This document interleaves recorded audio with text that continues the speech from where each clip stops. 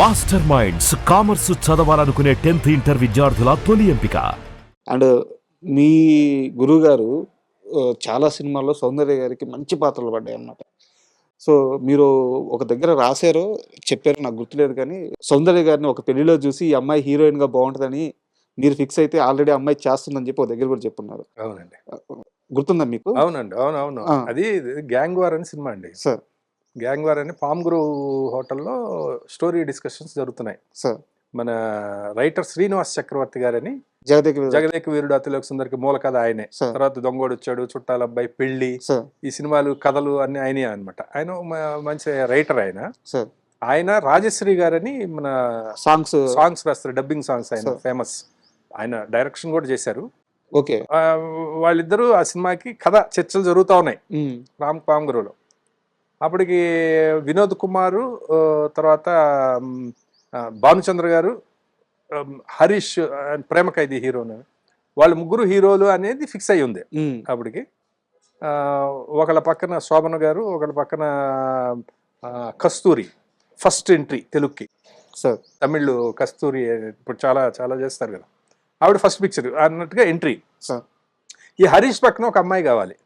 ఆ అమ్మాయిని ఎవరు అంటే డైరెక్టర్ గారు అన్నారు, సినిమా వాళ్లే కదయ్యా, ఎక్కడన్నా ఉంటారు చూడండి, మనకి ఎక్కడన్నా ఫ్యామిలీస్ లో మంచి అమ్మాయి. అది ఎవరి పెళ్లి సార్? అది ఎవరి పెళ్లి? అది ఎవరిదో మనకు తెలియదండి. అది ఓకే కాదు. ఆయన చెప్పింది ఏంటంటే ఎక్కడోకక్కడ దొరుకుతారయ్యా. ఇప్పుడు రేవతి గారిని ఎక్కడో కాలేజీ దగ్గర చూసి ఆయన ఎలా బుక్ చేశారు. అప్పుడు తమిళ వాళ్ళు చాలా మంది చేస్తుండేవారండి అలాగా. అంటే అసలు సినిమాతో సంబంధం లేకుండా ఒక డాన్స్ స్కూల్కి వెళ్ళారనుకోండి, అక్కడ ఒక మంచి ఒక అమ్మాయి డాన్స్ చేస్తుంది అనుకోండి, ఆ అమ్మాయిని అమ్మ సినిమాలో యాక్ట్ చేస్తావా అని అడిగి తీసుకొచ్చేవారు. అలాగే అమల గారు వాళ్ళందరూ అలా వచ్చిన వాళ్ళే. రేవతి గారిని అలా పట్టుకున్నారు. అట్లా ఎవరో ఒకళ్ళు దొరుకుతారయ్యా, కొంచెం ఇన్నోసెంట్, బాగా మంచి లుక్ ఉన్న వాళ్ళని చూడండి, సినిమా వాళ్ళనే చూస్తే మనకి సెట్ అవ్వదు అని చెప్పారు. ఆ పెళ్లి దగ్గరికి వెళ్ళారు మీరు? పెళ్లి దగ్గరికి వెళ్ళలేదు, మాది స్టోరీ సిట్టింగ్స్ జరుగుతున్నాయి పామ్ గ్రో హోటల్లో. ఓకే. ఒకరోజు నేను పామ్ గ్రో హోటల్కి వెళ్తూ ఉంటే అక్కడ పెళ్లి ఏదో రిసెప్షన్ ఏదో సంథింగ్ కార్యక్రమం జరుగుతూ ఉందండి. ఓకే. ఆ పెళ్లి వాళ్ళందరూ తిరుగుతున్నారు. తిరుగుతుంటే ఒక అమ్మాయి అక్కడ రిసెప్షన్ ఎదురుగా సోఫాలో ఒక వైట్ అండ్ వైట్ చుడిదార వేసుకొని ఒక అమ్మాయి అలా కూర్చొని ఆ పిల్లలు వెళ్ళే వాళ్ళ పిల్లలతో ఏదో మాట్లాడుతూ అలా ఉంది. డైరెక్టర్ గారు ఇవన్నీ అన్నారు కదా అని వెంటనే మనకి ఏంటంటే స్ట్రైక్ అయింది, అమ్మాయి భలే ఉంది, అమ్మాయి అయితే బాగుంటది ఇలా అని చెప్పి. అప్పుడు మన ధైర్యం ఉండదు కదండి.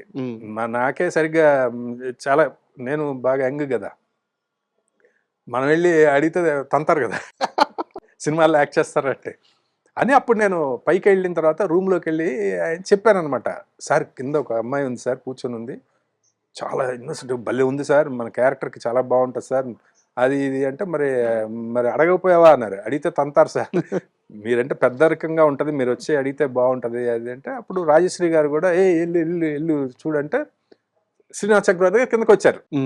మేము వచ్చాం, కిందకు వచ్చేటప్పటికి చూస్తే అమ్మాయి లేదు. సరే చూస్తుంటే ఏం చక్రవర్తి బాగున్నావా అని ఒక వాయిస్ వినిపించింది. చూస్తే ఒక ఆయన, పెద్ద ఆయన వచ్చారు. వాళ్ళిద్దరు వాటేసుకున్నారు, మాట్లాడుకున్నారు. అందులో తెలిసింది ఏంటంటే ఆయన కూడా ఒక రైటరు కన్నడలో. వీళ్ళిద్దరు కలిసి కన్నడ సినిమాలు పనిచేశారట. సార్ ఏంటి అలా ఇలా ఇటు అటు వెతుకుతున్నాం అంటే, ఏం లేదు, మా సినిమాలో ఒక అమ్మాయి కావాలి, మా వాడు ఎవరో ఇక్కడ ఒక అమ్మాయి ఎవరో బాగుందని చెప్తే వచ్చాము, చూస్తే లేదు అంటుంటే కరెక్ట్గా ఆ టైంలో మళ్ళీ ఆ అమ్మాయి వచ్చి సోఫాలో కూర్చుంది. అక్కడే కూర్చున్నప్పుడు నేను సార్ అది అమ్మాయి అన్న అంటే చూసి బాగుంది కరెక్ట్గా అంటున్నారు శ్రీనివాస్ చక్రవర్తి గారు. అంటున్నప్పుడు అమ్మాయి ట్రా అన్నాడు ఆయన. అమ్మాయి లేచి వచ్చేసింది. లేచి వచ్చేసేటప్పటికి ఇదేంటి ఇలా పిలిచేస్తున్నాడు అనుకున్నాం మేము. అదే ఆ అమ్మాయి ఎవరో కాదు, మా అమ్మాయే అన్నాడు ఆయన. అంటే అదే నేను చిన్నప్పుడు చూశాను, ఇంతే ఉంది, అప్పుడు నేను ఇంటికి వచ్చేవాడిని. ఈయన శ్రీనివాస్ చక్రవర్తి గారు వాళ్ళ ఇంటికి వెళ్ళేవాడు. అప్పుడు చాలా అయ్యో ఇంత పెద్దదైపోయిందా అది ఇది అని అంటే. అది ఇంకో విషయం తెలుసా, ఆల్రెడీ కన్నడలో ఒక సినిమా యాక్ట్ చేసింది అమ్మాయి హీరోయిన్ గా. ఇప్పుడు కూడా ఒక పిక్చర్ కి అగ్రిమెంట్ కోసమే వచ్చాము మేము అన్నారు. అయితే ఇంకేముంది అసలు, ఆ అమ్మాయి ఇంకా హీరోయిన్ సూపర్ బ్రహ్మాండంగా ఉంది, ఓకే ఫిక్స్ అని చెప్పి. సరే డైరెక్టర్ గారికి చూపెట్టాలి కదా, వచ్చారు. మళ్ళీ డైరెక్టర్ గారు వచ్చినప్పుడు వచ్చారు, చూశారు. డైరెక్టర్ గారు కూడా ఓకే అన్నారు. Fixed happy. అయితే ఇందులో ముగ్గురు హీరోయిన్లో ఒక హీరోయిన్. అంటే ఆయన అన్నారు వాళ్ళ నాన్నగారు, అసలు ముగ్గురు హీరోయిన్లు కాదు, ఏదైనా కోటి రామకృష్ణ గారి సినిమాలు అంటే చేసేస్తాము అని చెప్పారు. అయితే ఏంటంటే మళ్ళీ నెక్స్ట్ డే వచ్చి నిన్న అగ్రిమెంట్ చేసిన సినిమాకి కూడా సేమ్ డేట్లు అడుగుతున్నారండి అని. డేట్లు అందులో హీరో ఎవరంటే అందులో హరీష్ అన్నారు. అదేంటి మరి మనకున్నాయి కదా ఆ డేట్లు, హరీష్ అంటే నెక్స్ట్ హరీష్ వచ్చి సార్ వాళ్ళు ఇవ్వట్లేదు సార్ ఈ డేట్లు వాళ్ళకి అని అన్నారు. అది మనవరాలి పెళ్లి సినిమా, అది ఫస్ట్ మూవీ తెలుగులో, అది ఫస్ట్ మూవీ సౌందర్య గారికి. వాళ్ళిద్దరికి. అది అక్కడ డేట్లు మ్యాచ్ అయితే ఈ పిక్చర్ చేసేది అనమాట. ఓకే. అట్లా ఆ తర్వాత కూడా ఒకసారి ఏదో షూటింగ్ చేస్తున్నప్పుడు నేను చెప్పాను, ఆ రోజు పామ్ గ్రోవ్లో చూశాను మిమ్మల్ని, ఇలా ఇలా జరిగింది అంటే అన్నారు. అట్లా అంటే మీకు చాలా అనుభవాలు ఉంటాయి సార్. అంటే ఒక్కొక్క యాక్టర్స్తో ఒక జర్నీ ఉంటుంది కాబట్టి మర్చిపోలేని అనుభవాలు ఉంటాయి.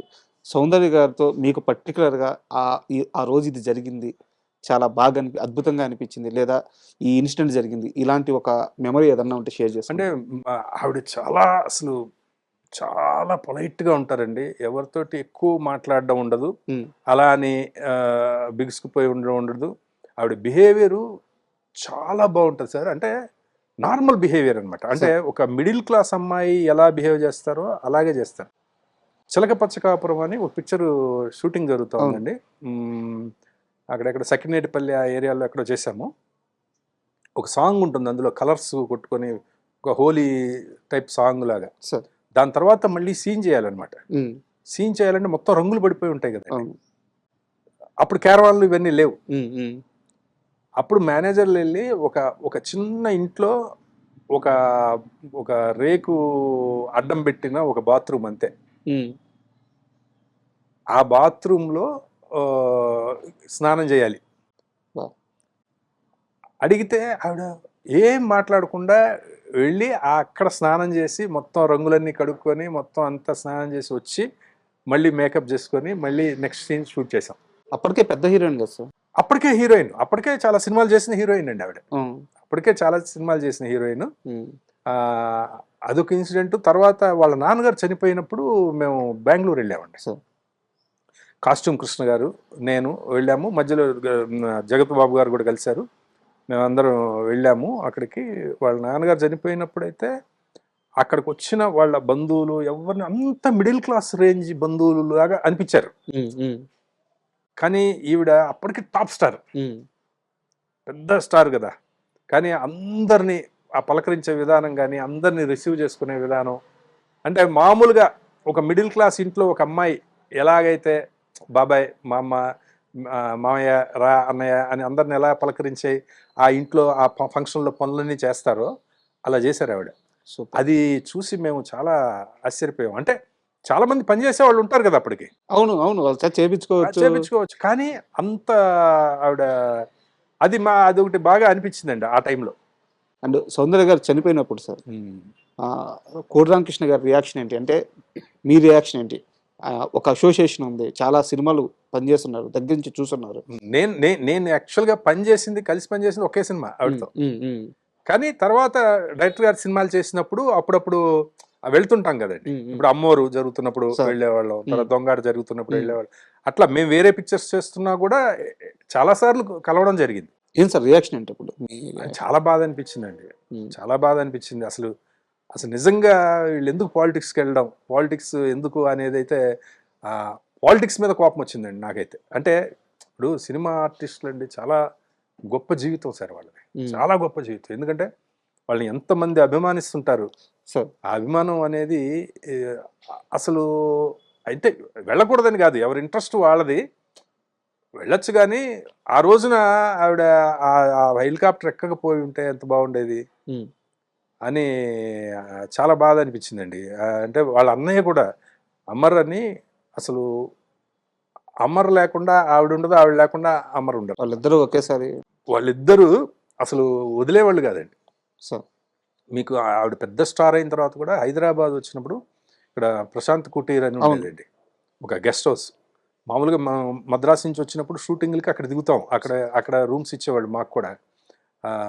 ఆవిడ లాస్ట్ వరకు కూడా అక్కడే ఉన్నారు. అదే సార్ నాకు చాలా మంది చెప్పారు, పెద్ద పెద్ద 5 స్టార్ హోటల్లో హీరోయిన్స్ ఆ! దిగుతున్న రోజుల్లో అవును. ఆమె అక్కడే దిగేవాళ్ళంట. ఆ చిన్న ఇంట్లో అక్కడ ఆ అవునండి. వాతావరణం అది ఆవిడకి ఇల్లులాగా ఆ! అయిపోయింది. ఆ! 2 రూమ్స్ ఇంకా ఆవిడ వస్తుంటే ఆవిడకే. ఆవిడ, వాళ్ళ అన్నయ్య, వదిన వాళ్ళొచ్చేవారు. 5 స్టార్ హోటల్స్ వద్దనేవారంట. అంటే వాళ్ళ కంఫర్ట్ ఇంకా అది. అదే చెప్తున్నాను కదండీ. అంటే ఆ మిడిల్ క్లాస్ మెంటాలిటీ ఏదైతే ఉందో హ్మ్. అందులోనే ఉన్నారు ఆవిడ చివరి వరకు కూడా. సూపర్. ఆవిడ చేసిన క్యారెక్టర్స్ లాగే ఎప్పుడూ ఆవిడకి గర్వం రాలేదండి. సూపర్. నాకు తెలిసి ఎప్పుడు గర్వం రావడం, ఒకళ్ళని ఒక మాటని తోలనాడడము, ఒకళ్ళని ఇబ్బంది పెట్టడము అది ఎప్పుడు లేదు. సార్ ఇంకో క్వెషన్ అంటే నాకు తెలియక అడుగుతున్నాను సార్. ఏదన్నా కొంచెం తప్పులుంటే మీరు ఫిల్టర్ అయ్యో! చేయండి. నాకంత అనుభవం లేకే.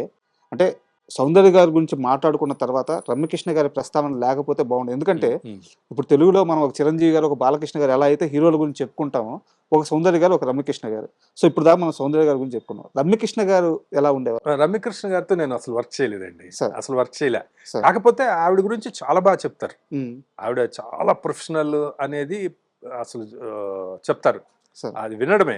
అండ్ అమ్మోరు సెట్‌కెళ్ళినప్పుడు గాని అవునండి. అమ్మోరు సెట్‌కి వెళ్ళినప్పుడు ఒకసారి చూశాను. హ్మ్. చూడడము అలాంటివే అంతే. హ్మ్. మా డైరెక్ట్ ఇంటరాక్షన్ లేదు. ఓకే. కానీ డైరెక్టర్ గారు బాగా చెప్పేవారండి. హ్మ్. అంటే ఆవిడ ఆ సినిమాకి ఎంత ప్లస్ అయ్యారు హ్మ్. అని. అంటే ముందు వేరే ఎవరినైనా అనుకున్నారో ఏమో నాకు ఐడియా లేదు. ఓకే. బట్ 2, 3 సార్లు ఆ క్యారెక్టర్ ఆవిడ వేయడం వల్ల దానికి ఎంత వాల్యూ వచ్చింది అనేది అయితే డైరెక్టర్ గారు 2, 3 సార్లు అనడం నేను విన్నాను. రమ్యకృష్ణ గారి గురించి. రమ్యకృష్ణ అమ్మో! గారి గురించి. చంపేశారు కదా సార్ సినిమాలో. అవునండి. అసలు అదే ఆ విషయంలో అయితే చాలా మెచ్చుకుని చాలా చెప్పేవారు డైరెక్టర్ గారు. హ్మ్. అసలు ఆవిడ ప్రెజెన్స్ అసలు మామూలుగా ఉండదు. అంటే ఆయన ఏమనేవారంటే విడిగా చూస్తే కొంతమంది గొప్పగా ఆనరు. హ్మ్. కానీ కెమెరా ముందుకొచ్చిన తర్వాత వాళ్ళ స్క్రీన్ మీద వాళ్ళ ప్రెజెన్స్ అసలు అద్భుతంగా ఉంటది. తినేస్తారు కదా ఆ! అందరిని ఆ! ఇంకా. అసల అలా ఉండేవాళ్ళలో రమ్యకృష్ణ గారి గురించి ఆయన మాట్లాడడం విన్నా నేను. సూపర్. అంటే అమ్మోరు ప్రస్తావన వచ్చింది కాబట్టి సార్. థియేటర్‌లో సినిమా ఆడుతున్నప్పుడు ముందు గుడులు కట్టి పూజలు చేసేవాళ్ళంట. చిన్న అవునండి. అమ్మవారి అవునండి. అవునండి. రాళ్ళుగా పేర్చి ఆ! హారతలిస్తా అక్కడ సినిమా ఆడుతుంటది. బయట ఇక్కడ పూజలు జరుగుతా ఉంటాయంట అవునండి. అమ్మోరు అవునండి. సినిమాకి. నేను అదే లీలామాల్ సెంటర్‌లో గూడా అది పెట్టాను గూడా ఆ! ఆ సీన్. ఆ! అవును. అది సినిమా థియేటర్‌లో జరుగుతది గదా! ఆ! అలాగా అమ్మోరు అంటే ఏ క్యారెక్టర్ ఏ సినిమా ఏది ఆడుతుంటే ఆ గెటప్ ఏసుకొని తిరుగుతుంటాడు గదా! ఈయన హ్మ్. హ్మ్. ధర్మవరపు సుబ్రహ్మణ్యం గారు. హ్మ్. ఆ అమ్మోరు సేమ్ అది పెట్టి పూజ చేస్తుంది. అక్కడ హుండీ బెట్టి హ్మ్. వీళ్ళు డబ్బులు దండుకుంటుంటే హ్మ్. ఆ సినిమాలో లాగా ఈయన అమ్మోరు తల్లికి బొట్టు పెట్టమ్మా ఆ! అని ఈయన ధర్మవరపు సుబ్రహ్మణ్యం గారు అనడం అవన్నీ చేశాం. అప్పుడు అవి జరిగినాయి రియల్‌గా.